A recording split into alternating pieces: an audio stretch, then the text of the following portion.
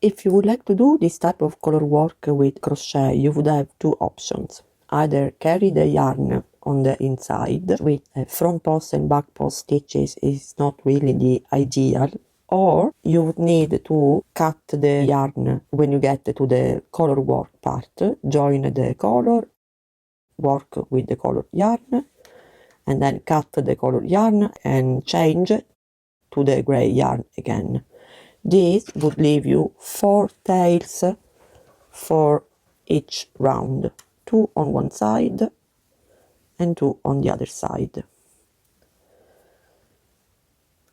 Another option would be what I'm doing now.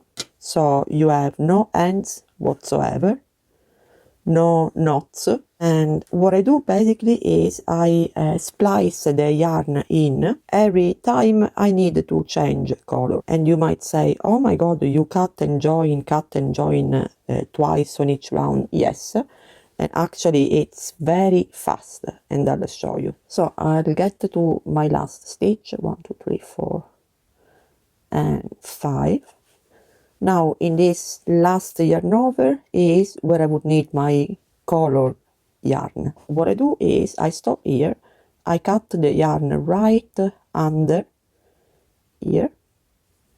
You can remove the hook, you can unravel a few stitches, cut,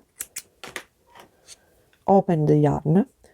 You can do this method if you are using animal fibers.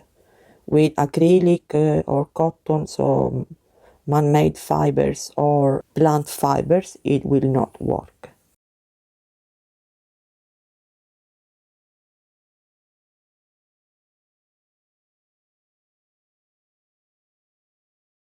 Then you do the same, you open the end of the other yarn, the yarn that you want to join, and splicing is just overlap the two, overlap and merge them together.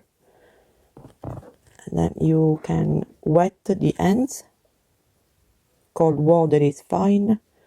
And someone said in a book that you need to use spit. You cannot do it with water, but it does work. And then you put it on your hands and just rub it very fast.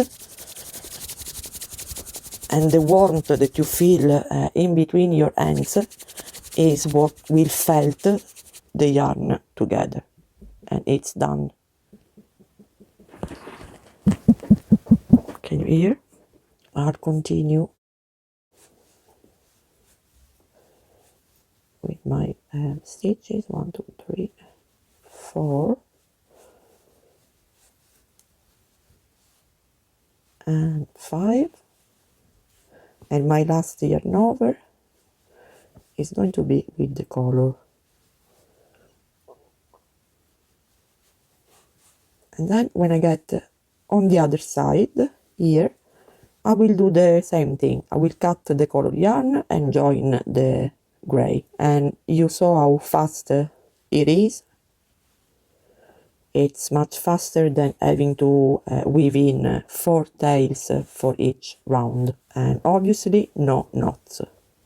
When I get on the other side and I'm ready to change color again, I'll do the same. So I'll get to the last stitch that I have to do. I do the first yarn over, I stop here and cut the yarn right under. See, just this tiny bit I will leave. So remove the hook, put a few stitches, cut, open the end of the tail, here, do the same with the yarn that you have to join.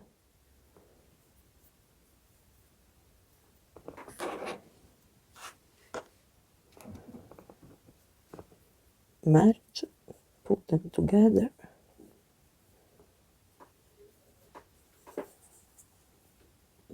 Wet.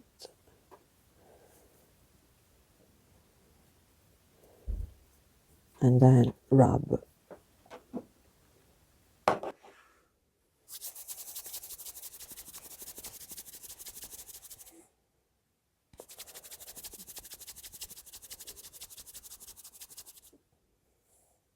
And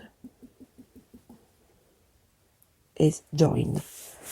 If it happens the join is thicker than the rest of your yarn, cut the join and do the join again by cutting a tiny piece off. You can cut a tiny piece off on one side and on the other side of the yarn, so it will be a bit thinner. It doesn't happen always, but it can happen that is thicker.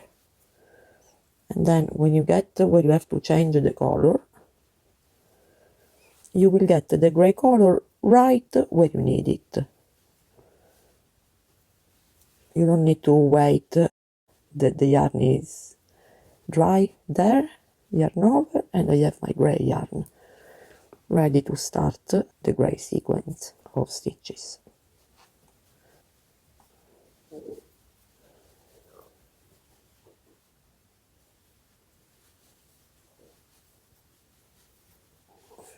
See?